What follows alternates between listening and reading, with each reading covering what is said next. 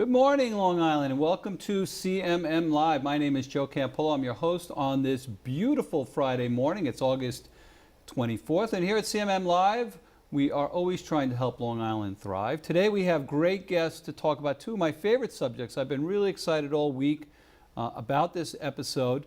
We're going to be meeting first with Randi Busse, who's the founder and CEO of Workforce Development Group, and we're going to be talking about customer and client experience, as well as employee relationships and rants and raves and all kinds of great stuff. And on the second part of this segment, we're going to be talking to Michael Frenda, who is with Carnegie, and we're going to be talking about professional and personal development. So a lot of great stuff to cover.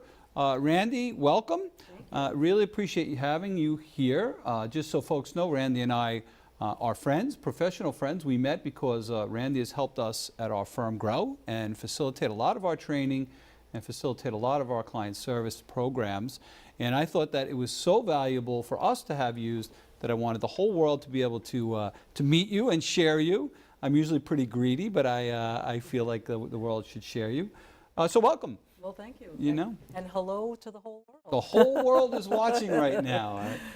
So I have to tell you that, and we talk about this from time to time, there is a service epidemic out there. We are a service and an experience-based economy, and yet there is a service epidemic. Terrible service goes on. And a lot of it in the summertime. So you get a lot of summer help, a lot of college help, a lot of people trying to find jobs for the summer. So that's happening now. But tell us what got you into this field and Sure. how you started down this path. Sure. Well, a little bit is actually selfish, and I was having poor experiences myself as a customer, and I was like, this is not right. And so I've always been service oriented. Spent many years at Verizon working in a call center, managing customer service reps, helping them take better care of customers while at the same time upselling and cross-selling, right? And I'm of the belief that if you don't offer proper products and services to customers, you're actually doing them a disservice, right? One of our jobs is to educate our customers and our clients as to what it is that we offer. And so after being there for many years, I really felt like I wanted to take my skills and my passion to smaller companies, not so much the big, corporations, but smaller companies, to really work with the founders, with the principals of the company, and help them infuse a culture of service and also a culture of ownership in their own companies. Yeah, a lot to unpack there, because we, our leadership team yesterday met, and the whole focus of our conversation was having an ownership mentality. I think it's so critical. So explain what you mean by that. Explain what you mean by employees and others having an ownership mentality. Sure. So, let's take you, for example, Joe. So as one of the founders of the firm, you are an owner of the firm. And so are your employees, the other attorneys, your professional staff, the administrative staff, are they of the same mindset as you, where they're thinking and acting like an owner, having skin in the game, caring about the outcome, really being as passionate about the business and the experience that you're providing to your clients as you and the other partners are? And so you don't have to give shares of stock in your organization to have people think and act like an owner of the business. It really is something that you can give them by empowering them to make decisions as if they were the owner of the firm. Right, so that's a good question, and something that I always wrestle with, right? Is it something that can be taught? There's an employee mindset, there's an owner mindset. Can you bridge that gap with training and teaching? You can, and the way that I go about it, Joe, is by facilitating a conversation. Because if I came into your firm and said, okay, listen, you all need to start thinking and acting like an owner, they would be like, what, are you kidding me? I'm not an owner. Joe's an owner, or somebody else is an owner.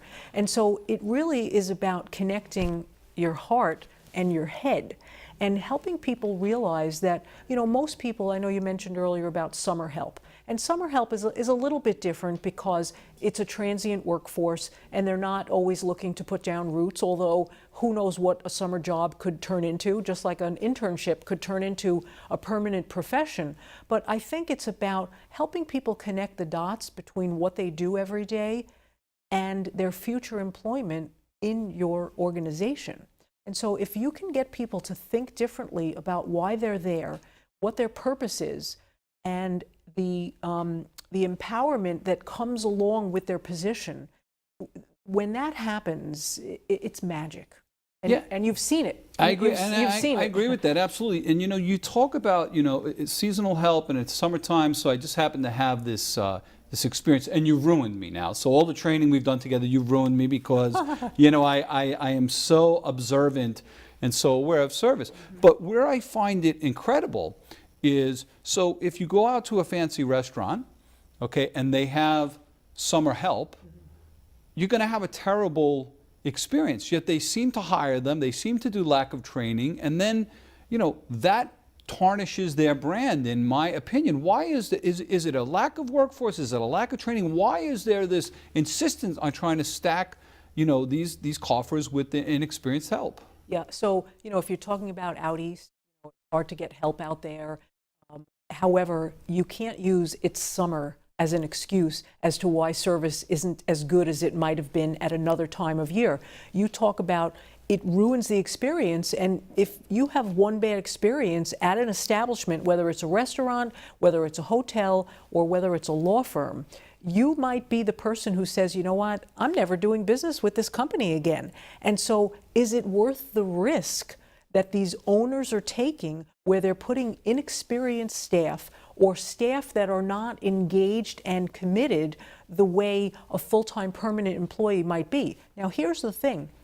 If you're a college student, let's say, and you're working for the summer, I would approach it as this. You know what? I don't know who I'm going to meet working at the restaurant. I don't know how my boss at the restaurant might be in my life at some later point where they might be able to give me a recommendation or introduce me to somebody. I would be on my best behavior, whether this was a 6-week job or this was going to be my career. And that's what we talk about that ownership mindset. So I think it's something that it's inbred in us, but yet at the same time, we can convert what I like to call a renter into an owner. Right? So an employee might just be a renter. I'm there for the summer. It's just a paycheck. I don't really care. Can we convert them into an owner? Yes, but it starts at the top, right? Because the leader is setting the tone. How they're treating the employee is going to determine how that employee ultimately feels and how they act.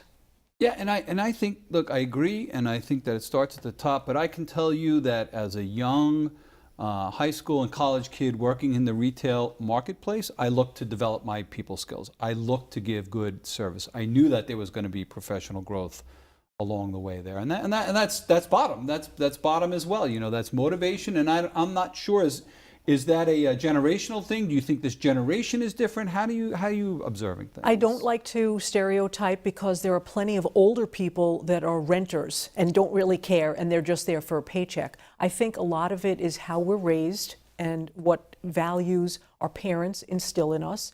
But there's nothing different from you than every other college kid. You just had a sense of, this is important, this is my reputation, I want to do the right thing, I'm ambitious, and look how it paid off for you. You're now, the principal of a very successful law firm on Long Island. Yeah, well, you're not doing too bad yourself, In addition to being one of my favoriteest people, you're very accomplished professionally. You're an author. You've gone from the corporate world into a great consulting company. Talk a little bit about your path, and talk about, things that you learned during that path. Sure. So, it was quite different leaving corporate, because when you're in corporate, if you need anything, you just call another department and they're able to help you. And so I didn't even know what the word networking was, Joe, because I didn't have to network. And so coming out, if you will, and starting my own business, I had to figure out who I was, who I wanted to be, how I wanted to show up. And I had to, shake a lot of hands and kiss a lot of babies to get established as a credible authority on the topic of customer service. And so it was slow in the beginning because I didn't know anybody. But I wound up getting my first client within a week of declaring myself in business. And I wanted that easy button, that Staples easy button, that was easy. And it wasn't easy, it just happened to be I was in the right place at the right time. So slowly over time, I've built up my presence, and a lot of it has to do with being interviewed. A lot of it has to do with speaking. We might have met that way initially, where you might have seen me speak and ultimately wound up bringing me in to do some work in your firm, and then giving me a platform at one of your breakfasts where you introduced me to other business professionals. And so for me, speaking has been a very big platform and opportunity for me to share my message. I don't speak at a level of 20,000 feet. I talk like we're talking now, where it's all about how we're being made to feel as customers and clients, and it does seem to resonate with people. Yeah, great feedback from not just my partners, the fellow owners, but the staff and the team that when you had worked with us, very down to earth, very easy concepts. I love the way that you're able to overly simplify complex human psychology and human relations. Part of that I think has to do with your imaginary friends, Rant and Rave. Okay, and it's always interesting. I have some pictures of them in my office, and people always ask about them. Let's show the viewers Rant and Rave there. There they are. So talk about Rant and Rave. Talk about how you created them, because I think it's fascinating, and it's so visual and so easy to pick up on the concepts. So I can't take all the credit, because Rant and Rave were actually the creation of myself and my co-author Carol Hetty, and I'll just show the book real quick. So this is Turning Rants into Raves. Yeah, great book, by the way. I've read it, great book. Thank you. Turn your customers on before they turn on you. And so Carol and I came up with the concept of these two young ladies, Rant and Rave. They work in your firm, they work in the hotel out east, they work at the movie theater, they work at Home Depot, they work everywhere. And so Rant and Rave are females for illustrative purposes only, because we know, men are rant and rave just as well as women. But the difference is, Rant is the one, Joe, who's just there for the paycheck. Look at her body language. What's that telling you? It's like, leave me alone, don't bother me, I'm on my break right now. Yeah. And so when this person is representing your organization, they're not making a good first impression, they're not making a good last impression. And the difference between Rant and Rave, Rant is, how can I help you? She's smiling, her body language is open. And when I talk about owner, this is the epitome of an owner. What can I do for you? How can I help you? Rant is the one who doesn't want to be bothered, and she's going to not answer the phone when you call because she doesn't want to talk to an irate customer. So these two women, they're icons that once you get introduced to them in your firm, you now have vocabulary that you can use, where if somebody's doing something that isn't necessarily customer friendly or client friendly, oh, are you being Rant right now? Is this the way Rant would act, or is this the way Rave would act? So I have a lot of collateral that I leave behind, with my clients as visual reminders. We have a choice as to who we're going to show up as every day. And you don't just make the choice at 6 o'clock when the alarm goes off. You make that choice when you're driving to work. You make that choice when you walk in the door. You make that choice every time the phone rings. You make that choice every time somebody passes you in the hallway. And in order to make the decision to be Rave and think and act like an owner of the business, it's about being present. And right now, you're looking at me intently. I know you're present. But if you were thinking about, oh gee, I have to have a meeting after this, or I have to go somewhere, you wouldn't necessarily be present, and you wouldn't be able to give me the attention that I want and crave as a human being, and ultimately as your client. Yeah, and listen, it's more important now more than ever. The little things, iPhones in meetings, iWatches in all of these things, being able to be present. I remember us saying, you listen to a person more with your eyes than you do with your ears. And so I think this type of training is critical.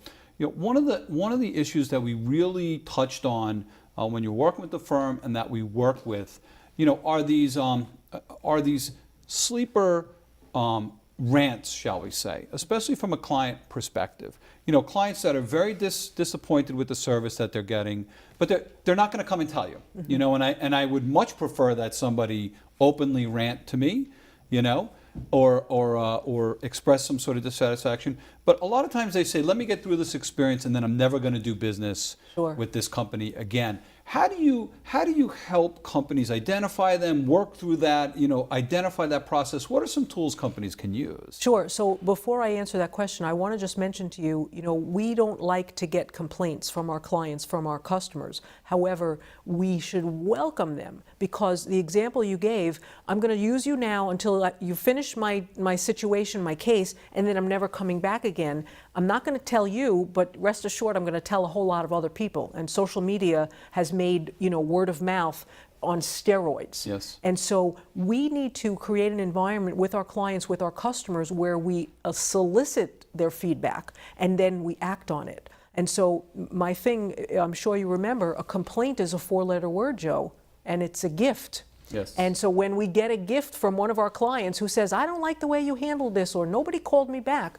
you know what, I'm really sorry that happened. Thank you for letting me know so that I can address it. So let's make sure we make the point that a complaint is a good thing. Don't shy away. And just because you're not getting complaints from your clients doesn't mean they're happy Absolutely. with your services. And so when you talk about these employees that are sleeper rants, if you will, because listen, if you had an employee that was outwardly rude to customers and wasn't showing up for work and had an attitude, they wouldn't last very long. But I'm talking about people that are kind of under the radar. They're maybe not volunteering. They're not taking ownership. They're not doing the next step. So if somebody asks them a question, they'll give them the answer, but maybe there was more information that they should have provided, which would have prevented a follow-up phone call into the firm. And so it's about thinking one step ahead, not just dealing with the situation that's right in front of you, but thinking about what's the next step? What else might this person be wanting from me or needing from me that I can proactively offer to them? So that's, we want to be able to identify people that don't seem as engaged, that are, kind of sitting in a meeting with their arms folded across their chest. They seem distracted. It's really about paying attention to your staff, and how they are with you is probably how they're going to be when they're meeting with clients. Do you feel that everybody can be, turned from a rant to a rave, both from employees and from clients? This is a big dialogue we have internally. Sometimes I feel like clients just aren't going to be satisfied no matter what you do, and they need to move on to another situation. And then I'm confused because I say maybe we let them down. Maybe we're not doing enough. Maybe we're not trying hard enough. What's your thoughts about that? Well, so, in my long career dealing with employees, dealing with customer-facing employees, there have literally been about 2 people that I have not been able to get over to the other side. And, the telltale signs of the people that I couldn't convert. One woman, when I said, well, how do you feel if a customer doesn't do business with you? And she said, I don't care. It's not my company. And that was, red flag all over the place that I wasn't able to convert her. I think that most people want to do the right thing. Nobody wakes up in the morning and says, you know what, let me be mean to customers. Let me piss off my clients so they don't do business with us. That's not our mindset. Are there a couple of people that might be thinking that? Yes. But for the most part, people want to do the right thing. They want to feel like they made a contribution, that they helped people, that they helped their firm, that they further their career. And so it's up to us as leaders of the organization to create the environment where they feel like they can be empowered, where they're treated with respect, because we talk about internal customer service, and all of your employees are your internal customers. And so how you and the other partners are treating the staff is going to have a ripple effect on how your staff ultimately treats your clients. Yeah, I agree with that. How empowering is the word we? So I'm on this, right? Us, we as a team, in terms of that. I find that even when I use it internally with staff and externally with clients about how are we going to solve this problem. Sure. How does that work? How do you feel about inclusion? What is the philosophy around that? Yeah, so that's, because you have to be careful though, because when you talk about we, your staff might be thinking we, the partners. as opposed to we, the firm. Right. So I would almost want to clarify that. When I talk about we in a staff meeting, when I talk about we, I'm talking about all of us, because the firm is not just the partners. The firm is every single person, down to the person who's emptying the trash in your office, who makes this machine hum. So you want to make sure that you are talking in terms of we, my technician, my attorney, my bookkeeper, because even though they're not mine, I have to think and act like they are, because otherwise it's, well, they'll come out. Well, who's they, right? The technician. No, my technician is going to come out. And when employees speak with that kind of vocabulary, it gives the impression to the customers and the clients that this is a collaborative effort. This is not just one person who's taking care of you. There's a lot of behind-the-scenes people that may never have customer-facing interactions, but without those people, you're not going to get the full product and service that your company is offering. Yeah, I agree with that. I think it's so important.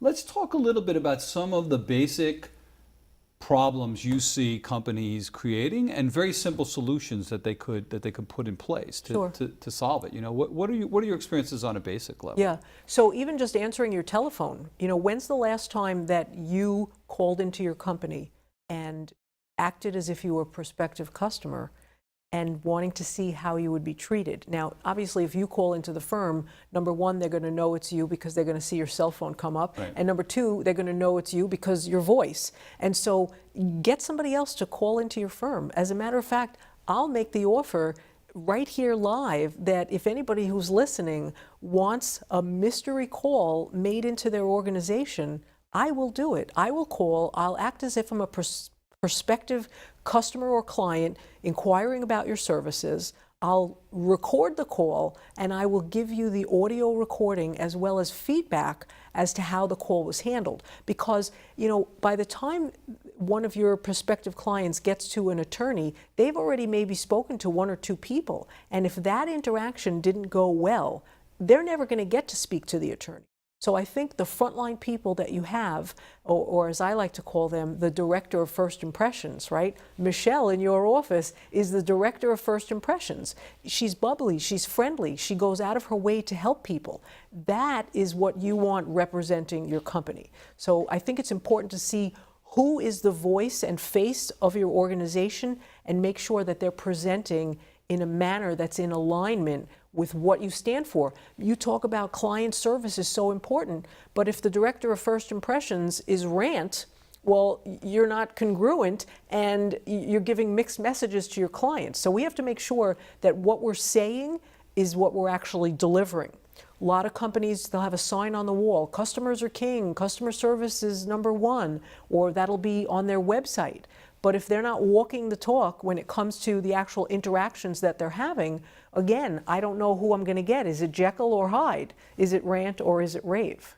Yeah, it's great. It's really great points. How do you feel about technology and having live people to be able to speak to? So we're very big in, we don't want an automated phone system. We want live people talking to it. And you come from Verizon and you come from, a very automated world, I'm sure, and a lot of companies are automated. What do you see as the pros and cons of that? Well, I'll tell you about my experience as a customer. Okay, so there's nothing worse for me than being stuck in an automated system where I'm trying to speak, they're not recognizing me, and then finally I go like this, representative! And the steam is coming out of my ears, and I know you've experienced that yourself. Sure. And so how happy am I about the company that I'm trying to get a hold of because I need something from them when I'm stuck in this loop and I can't get a real person? So I think that there's a place for technology. However, we need to make it easy for customers and clients to do business with us, or they will find another company that will. Yeah, I agree with that. I feel like there should be an option if people prefer to text or chat. That should be one option because some folks don't want to talk to people, but I always feel that there should be a live representative for somebody to be able to at least listen to what the problem is comprehensively. So I know you have a training series called Book the Business training. Talk about what that entails. Sure. So Book the Business started out for the limousine industry. And, you know, they always talk about, well, did you book the business? You know, did you get the ride? Did you get the ride to the airport? Did you get the wedding? And so booking the business is all about getting the sale. But, you know, I think sale or sales is like a bad word. Because you know what? When you're a customer, Joe, just like me, I don't want to be sold. However, when we're customers, we have problems. And I don't mean problems like something's broken. If you're looking to get to the airport, that's a problem. You need to get to the airport and you need help solving that problem. And so if we can help our employees to think about how do we solve the problem that our customer is calling about or coming in about, all we need to do is do it in a way that we care, right? If we're thinking and acting like an owner, I'm interested in how you're going to get to the airport for your business trip. I'm going to ask you questions that are going to help me determine what is the right vehicle for you, whether you're taking skis with you, whether there's 10 people, whether it's just you and your wife. I'm going to find out the information I need. Is it a business trip? Is it a pleasure trip? I'm going to recommend to you when you need to get to the airport, when you should leave. I'm the expert. And so booking the business is about demonstrating your expertise to the prospective customer so that they decide to book the business with you rather than one of your competitors. I mean, you know how many limousine companies there are on Long Island? I can imagine there's a few. 500. Yep. 500. And that goes from the big ones with, you know, 100 cars to the small mom and pop who have, you know, one vehicle. What is going to differentiate each company from all of the others? It can't be price because mostly everybody charges about the same thing. It's not the black shiny car because everybody's got them. So it's got to be the way that you make people feel when they call you on the telephone. So booking the business is demonstrating ownership, it's solving the customer's problem, and at the end, you wind up winning the customer. And that's what that's really all about. You know, I think that's a great point. I think, you know, unless it's a pure commodity like a television or something like that, everybody is now, you know, interested in the experience and the service. It's all about that. And customers, just like us, are willing to pay more for a good experience. And so if that's not incentive enough to give a great experience to your customers, you can charge more. I don't know what is. Yeah, it's a great point. So this is unbelievable to me, but our half hour is actually coming to a close already. It's been a wonderful conversation to have, folks. I have to tell you, there is nobody better in the business than Randi Busse when it comes to customer relations, client experiences. Randi, let folks know if they want to reach out to you. What's the best way to get in touch with you? Sure. Thank you, Joe, and I appreciate those kind words. I love what I do. You can call me. My number is 866-596-4260, or you can find me on the internet, and the website is workdevgroup.com, short for Workforce Development Group. Randi Busse, ladies and gentlemen, nobody's better in the business, founder and CEO of Workforce Development Group. Randi, thanks so much for joining us today.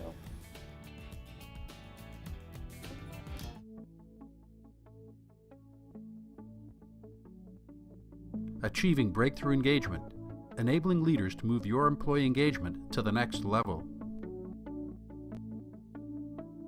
Engaged employees are today's competitive advantage. According to one study, 85% of company leaders say employee engagement is an important priority. In fact, companies have spent billions of dollars on surveys, wellness programs, workplace amenities, flexible work arrangements, and more to better engage their workforce. Yet, according to most studies, employee engagement has remained just about flat. While some organizations have been very successful, many, maybe even your own, haven't realized the gains they'd hoped for. Among the many engagement drivers, leaders continue to be the most important.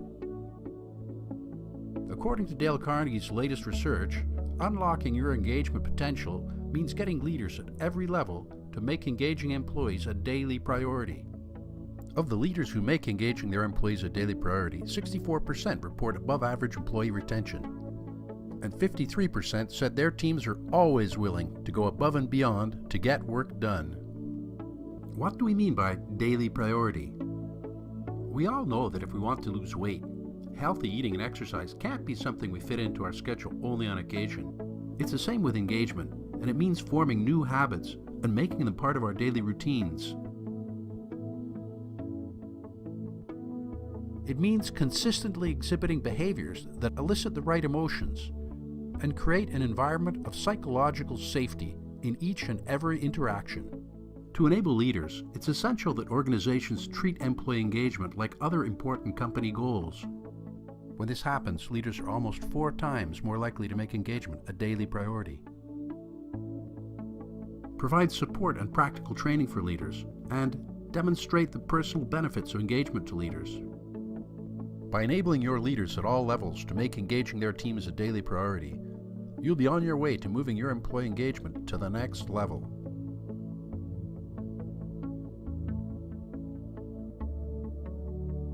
When dealing with people, remember, you are not dealing with creatures of logic, but creatures of emotion. To learn more about what you can do to realize real success in your engagement efforts, download our white paper or attend one of our engagement events at a Dale Carnegie training center near you. www.dalecarnegie.com.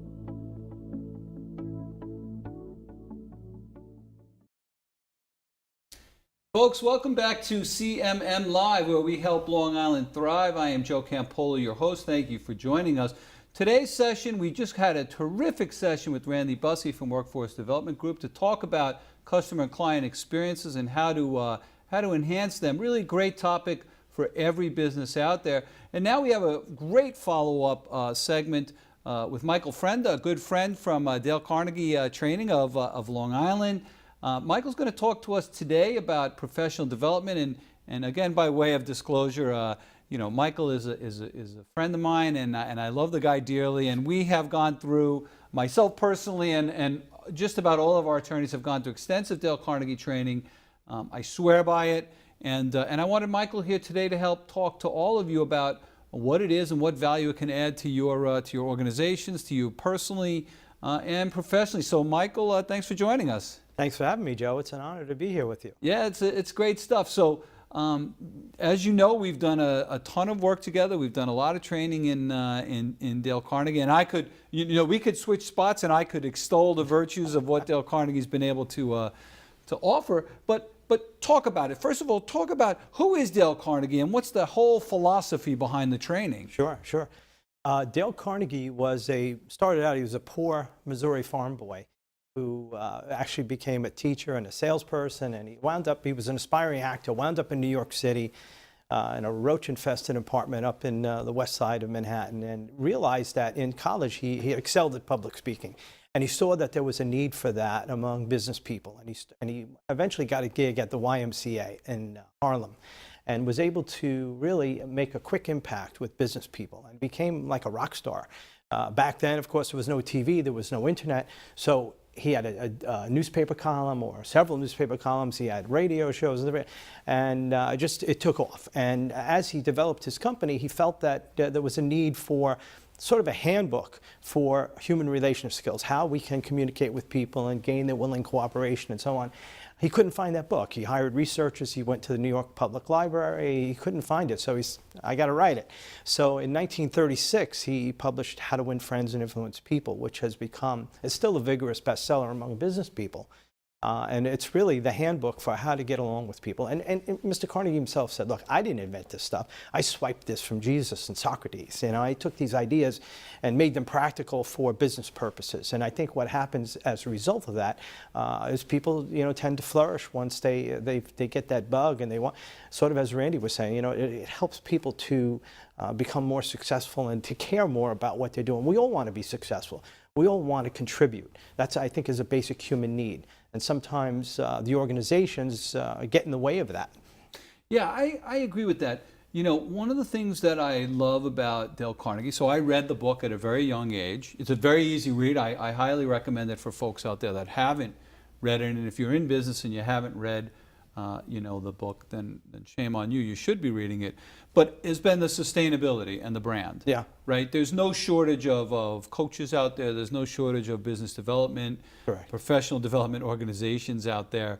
And Dale Carnegie is still on top. Right. So how do you guys do that? How do you work? How do you work with organizations? How do you make sure your curriculum is right? How do you do all that? Right.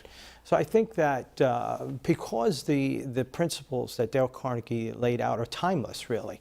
We talk about today millennials and the different generations, but it's really these things are timeless human needs, human ways that we communicate. So it's still relevant. In fact, many times today I look and say, well, now they're talking about employee engagement. We didn't call it employee engagement. We've been talking about that for 100 years. So I think we remain relevant because we're changing with the times in the way that we deliver our work, but essentially those principles are there and they're timeless. So they're always relevant. And I think today, with technology, our principles are even more relevant, with the people doing this all the time and not really making that eye contact that you were talking about. People listen with their eyes, right? And it shows that you're paying attention, and that's important. It makes the other person feel significant. That's always going to work. And as long as we have to deal with people, these principles are going to be effective. Yeah, so let's dig in a little bit to the types of training that you offer, right? One of the things that we talked about and we focused on with Dale Carnegie was sort of humanizing lawyers and making them likable. You know, it's a process. It sounds silly, but it's a true process. So what are the different types of offerings that you have, and the different types of growth packages that business folks can be looking at? Right. So that's true. Professional service people, accountants and attorneys and engineers, they're all very intelligent people. And they like the thinking process. It's just so boring, though. They're so boring, right? Well, sometimes they are, right? Yeah. And I think we just need to, dig a little deeper inside. Mr. Carnegie started out working with an engineering firm. I think it was in Philadelphia, and he said, if I can get these people to step outside their comfort zone and be more likable and be more interested in other people, then I can do this with anybody. And he was successful with that. I just had a graduate the other night in one of our corporate solutions program come forward and say, look, I picked engineering because I didn't want to have to talk to people. I didn't want to have to get up and talk in front of people. I wanted to just be focused on my work. So I think that's core to a lot of the professional service people. But when they are able to step outside that and be able to share and connect with people, they'll be more successful. Become rainmakers for the firm, possibly. Be able to have a greater sense of collaboration among their peers and work with their clients better. So I think that's what we offer when we're on our best game. The Dale Carnegie course is really the secret sauce. It's the one it's based on how to win friends and influence people. And as long as we're dealing with people, as long as that's always going to be there, these skills are essential. Yeah. So professional development to me, and you and I have had these conversations numerous times, professional development to me is critical. It has nothing to do with getting a degree in law, getting a degree in business, or getting a degree in accounting. Correct. Professional development is so critical. Yet none of the institutions out there that folks go to get a college degree or a law degree teach it. That's true. None of them even incorporated into any of their curriculum. Keeps us in business. Which to me is a shame. Yeah. So talk about professional development. Talk about when we talk about professional development, what does that mean? Right. So I think even if it was taught in primary and in high school, it would be very helpful. I mean, these are things that are indispensable to our way to navigate through life. So professional development is the ability to kind of self-develop from the inside out to be the best version of yourself. Naturally you have to have, the base of the triangle is your knowledge. As an attorney, you need to know the law, right? You need to know the consequences. You need to know the direction to be able to point people. But we also talk about the triangle of success. And at the base is the knowledge, but the attitude and the skills are how you deploy that knowledge. So if you have the right attitude and you bring that to each engagement, and you have the skills to be able to communicate with people, you're going to be able to use that knowledge. If you keep it to yourself, it's going to be hard for you to do that. So professional development helps people to be better at deploying that knowledge. And that's a key. And it's funny that we've done this over and over and over again, and it's like 85% of the skills that people say are the skills of success come from attitude and skills and dealing with people. Not the knowledge. The knowledge is, and that's where people seem to kind of want to work more. All right, so we want to be able to develop that knowledge to a greater level. But if the 5% of the people are actually working on the attitude and skills to make your knowledge relevant. Right. So Dale Carnegie is an international program. You're part of the Long Island team here. You know, Long Island has such a highly educated population and workforce. I mean, it's like crazy how you know, how into formal education Long Islanders are, but that's great. Do you find that that's an easier market to provide Dale Carnegie services to, or do you find that they're more skeptical or resistant towards personal development? I think that it's yes and no. You know, I think even despite our great success, oftentimes it's hard for us to get people to see that it's the results, the outcome is tangible. You know, we can see that. Up front, it's hard for people to get that. You know, I've talked with clients who've told me that they've surveyed their people, and the great majority of them, and oftentimes young people, want professional development. They want soft skills training. They say that they want that, but yet that company still has yet to engage with us. And the managing partner of the firm told me this. You know, I was like, well, you know, it's hard for them to kind of connect the dots. It's our job to get them to see that. But we have pieces of the program, return on investment projects that you know, that show that proves that this works. And I'll give you an example. The other night we finished up with this manufacturing company here on Long Island, very successful. They get it. They understand it. The return on investment projects that were turned in by 21 people were about $2 million. So again, if 10% of that works, and already if some of this is in progress, it's happening. If 10% of that works, it's like a 5x return on their investment. So, you know, when you see that, it's demonstrable. You know, sometimes it's hard to get people to see that. They think it's an intangible, you know, it'll be nice to people, and, you know, it doesn't really, you know, have an impact. It has a huge impact. That's why companies like Apple and Google and Microsoft use us. You know, somebody like Warren Buffett, one of the most wealthy people in the world, says, you know, that's the only diploma he has hanging in his office. This is Dale Carnegie diploma. He said, I knew I had the intellect, but again, like an attorney or an engineer, he said, I knew I had the intellect, but I didn't have the persona. And that's what helped. That's what Dale Carnegie helped him to do. Yeah, and I'll tell you. So I watched his recent documentary on HBO where he talks about that, and he's still got a little bit of a quirky personality. So thank goodness that Dale Carnegie helped him out, because you know, he's a rough watch. Talk about some of the programs you have. So if an individual said, you know what, I feel like I could use some help. I feel like I'm a little shy. I feel like I'm not reaching my development. How would Dale Carnegie help those people? What sort of offerings do you have?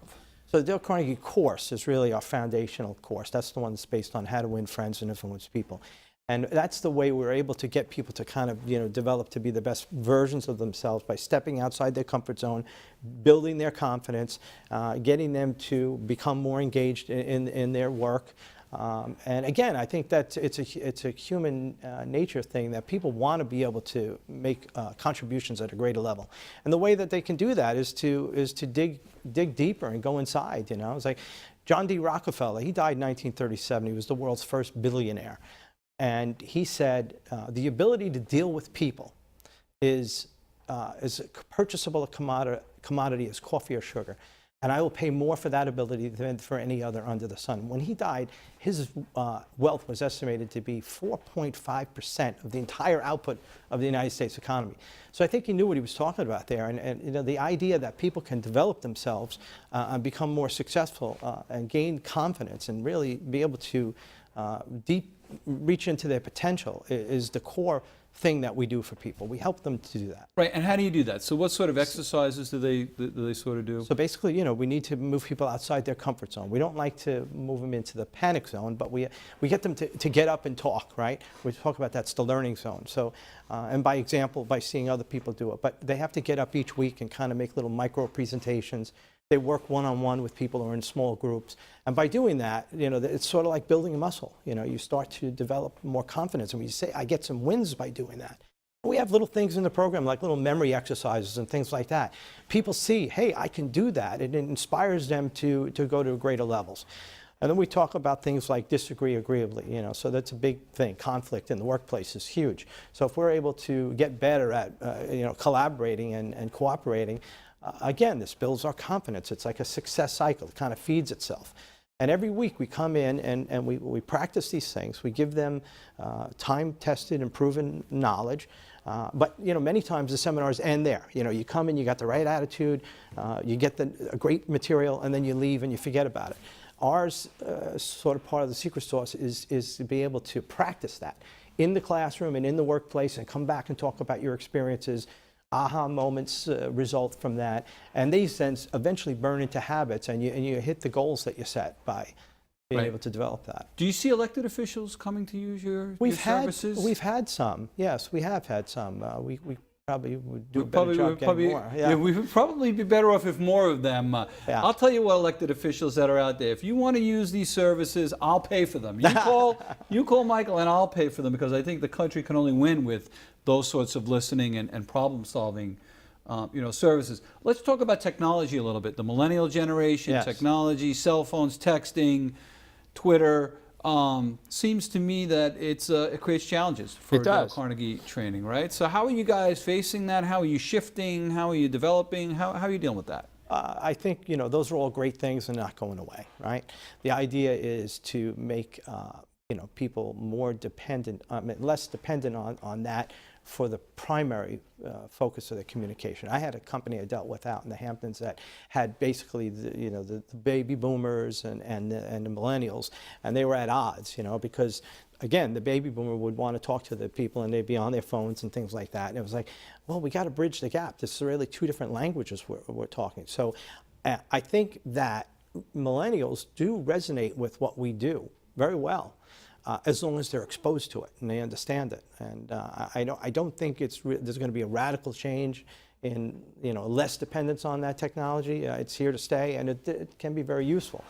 But when there's an awareness built from them being exposed to our work, we do see results. And I think the big problem is bridging the gap between the generations. There wasn't some strange phenomena in the gene pool that happened around 1980 that caused millennials to be how they are. It's what we did as boomers and Gen Xers and how we raised them. So now we have to deal with that. But I think that they respond really well when they're exposed to our work. They understand that. Yeah, and it's what happens is I would love to not have to deal with technology.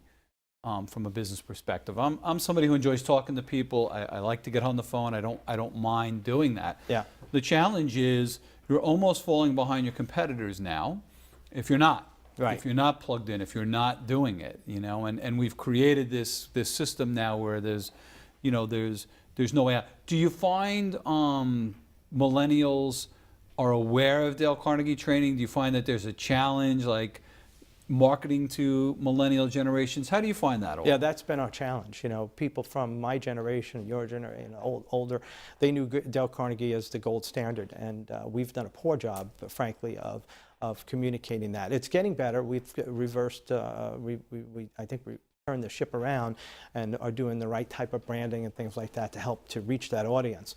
Like I said, I think once they're exposed to it and they're aware of it, there's an eagerness and there's a resonation with them that makes it effective. It is a challenge. And we also have a great library now of live online training where we try and replicate the same mood that goes in which is part of the Dale Carnegie experience in the class online. And naturally, millennials and even the Gen Z now coming along, they're going to be more numerous next year than the millennials. They like online stuff, so that's where it's going.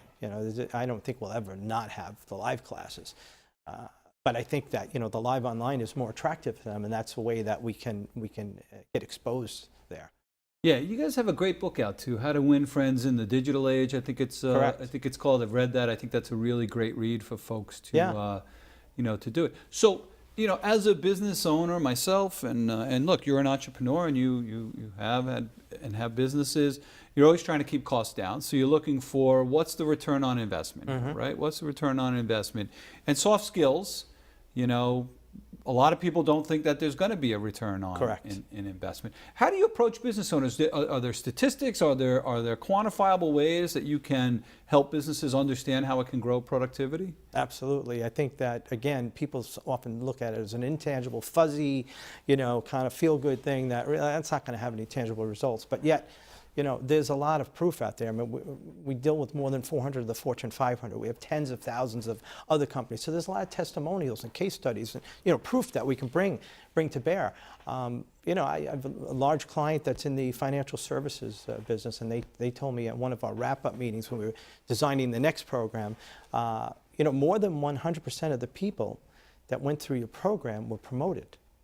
I was like, what? Yeah, mathematically, how does it work out? Well, it was really simple. Some of them were promoted twice. So, there are results. People see, and this is a large organization on Long Island in the financial services sector. They dominate their piece of the industry, and they see tangible results, right? They see people getting promoted. They see a greater level of contribution. The return on investment projects that are in our two core programs, the leadership training for managers and the Dale Carnegie course, participants have to come up with an idea that either increases revenue or decreases cost. Yep. So if any of those get implemented, the training is essentially free. So it's our ability to convince or persuade or to educate the CEO of a company that this is important. I often will start a presentation by ripping a dollar bill in half and say 50 cents out of every dollar that comes into your company goes back out to our people, right? Salaries, benefits, bonuses, recruiting, training, turnover. Turnover is a huge cost. And if that was one line item on your P&L called people, then the CEO would pay attention to that because it's a huge number. It's scattered all over the place, but it's a huge number. And that's one of your biggest areas of investment. Don't you need to protect that investment? Don't you need to grow that investment? You need to pay attention to that. Yeah, so one of the reasons I believe that your program was so successful with our firm and resonated so well with our attorneys and our staff was because all the partners participated. So it was from the top, down. Right. And talk about that, because I really think that companies that are investing in this training and aren't doing it themselves from a management perspective are training employees that are going to leave and go to competitors that have that philosophy. Yeah. Talk about that whole dynamic and how important it is for the top to be at these sessions. I'm going to play this to the CEOs that I meet with after this because they're hearing it from a leader who understands it, who gets it. It was absolutely critical that I be in every session and be doing the exercises, right? Getting videotaped, doing the hokey pokey with everybody, right. Right. It's critical. I agree. I couldn't agree more. And it's hard to convince people. Sometimes the ego gets in the way. They don't want to be seen as being like, I need to be fixed. And it's not that.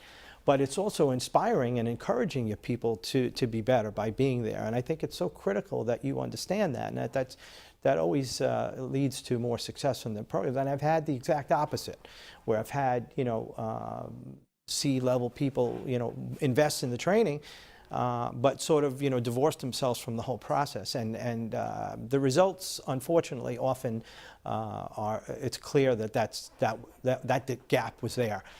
People don't, it's like we say about parents, right? It's like kids don't really listen to what you say, but they watch what you do. So I think you set a great example by having yourself and your partners involved in the program, and that's a key. And some of the education that we've had now over the last 10 years or so, we talk about engagement. And it's been going, billions of dollars have been invested in research, and Towers Watson and Gallup, they've done this research over and over again and found that this is a problem, employee engagement problem. But essentially, over those years of that awareness, it's been basically flat. And what we found is that because that most organizations don't pay attention the way you did and didn't participate, that's where the snag is, and that we're trying to close that now by making people aware that you need to be involved. This company that I talked about, the manufacturer that finished up this week, the president and the executive vice president is a family-run business, a couple of $100 million a year business. They were involved in crafting the program. They actually had Gallup come in and do the research, and they found that there was some gaps and things like that. And we went to work with them on how to close that. And they were there for the graduation. They showed their support throughout the whole process. You know, they weren't in the program itself. That would have been even better. But the idea is that they were very supportive, and that people knew that it was important for them and for the organization. And I think that that's part of the secret sauce that makes it happen, when you have that engagement from your level. Yeah, you gotta believe in it. Look, I knew it. I believe that is the DNA that needs to run through the organization. It is never going to be effective if somebody says, well, let me give it to my staff so they feel like I care and I'm doing some training. Right. But I don't need it. Right. Or I think it's hogwash. I don't need it. But let them do it. You're going to lose good people. That's right. You have to, and what it really effectively did for us, Michael, was it infused dialogue that was very common within. You know, we all went through it together. We all had stories to share about it together. We all discuss it all the time, and it really becomes part of your fabric and part of your DNA. Culture. And it's critical that organizations, have that. And so I'm letting business owners and senior executives out there know that if you think that you don't need it but your team needs it, then you're not as good as a leader as you actually think that you are. They're the ones who are going to be leading the company into the into the future. It's really that important. So let's shift just a minute here. So I want to talk again about millennials, right? Because I think that you know the statistics. 80% of our workforce by 2025 is going to be millennials. You know, how are your offerings shifting? I want to help you reach out to the millennials that'll watch this and say, you know, what's in it for me? Who is Dale Carnegie? You know, I know Simon Sinek, and I know Tony Robbins, and I know all these people. Who the hell is Dale Carnegie? You know. So go, baby, pitch him right now. Sure. You know. So Tony Robbins talks about Dale Carnegie. He said, he stands on the shoulders of the greats that came before him. And I'm familiar with Simon Sinek as well. I think that it's a marketing thing on our part, to help to attract them. It's the method of delivery. Again, more of the live online things that they're going to be more apt to move towards. I think it's generally it's marketing. It's like they know that they want to develop. I told you about that firm that surveyed their people, and the young people said, I want soft skills training. So somehow they know about soft skills training. Whether or not they know about Dale Carnegie or who does it, they know that they need that. That's an important ingredient for success in their career and in their life. So I think there's an awareness there. There's an eagerness there. It's a matter of us, coming to meet and getting them into the programs. And I said like before that I do believe that when we do have them, it resonates with them. It's like, I know you're a fan of Jim Rohn, as I am. He said, it's not what you get on the job that counts. It's what you become, right? And I think we help people to become better versions of themselves. So once people are exposed to that, whether they're millennials or baby boomers, or they're going to grasp that. They're going to see that. They're going to understand that the power of that. And again, the companies they admire most. Who are they? Apple. Apple is a big Dale Carnegie client. Google is a big Dale Carnegie client, right? Warren Buffett, like you mentioned, Warren Buffett is amazing. I'll tell you this, and I'll tell you to the millennials that are out there watching this, if you want to distinguish yourself from your competitors, from your fellow millennials in any environment, you need this training, okay? Because they are so inclined to send an email or a text rather than pick up a phone and talk to somebody. True. Their whole generation is so inclined to do that the easiest way to distinguish themselves is go through this training and have the confidence to talk to people. You will stand out far beyond anybody else in that pack if you're just willing and able to do that. Just like with Randy, I can't believe our half hour has come to a close. These go by so fast. They're some of my favorite sessions. Michael, people want to get in touch with you. They want to talk about training. How do they do that? I always love to have that conversation. Invite me in. Give me a call, 631-875-0595, or michael.frenda@dalecarnegie.com. Michael Frenda from Dale Carnegie Training in Long Island. Best in the business, folks. We did it. You should be doing it too. And we'll see you next time on CMM Live.